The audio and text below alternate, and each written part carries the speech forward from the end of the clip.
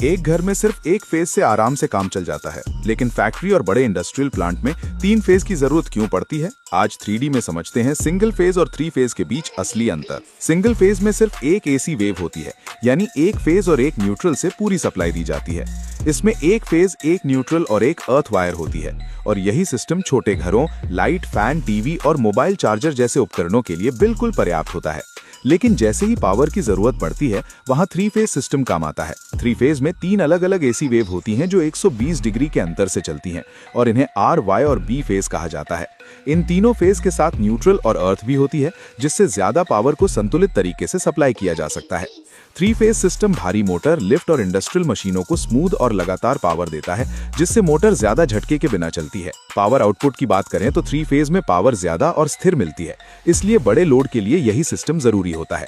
Efficiency के मामले में भी 3 फेज ज्यादा एफिशिएंट और कम लॉस वाली सप्लाई देता है।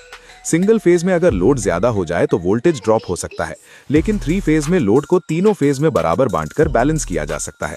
जहां सिंगल फेज सस्ता और इंस्टॉल करने में आसान होता है, वहीं 3 फेज थोड़ा महंगा लेकिन ज्यादा पावरफुल और भरोसेमंद सिस्टम होता है।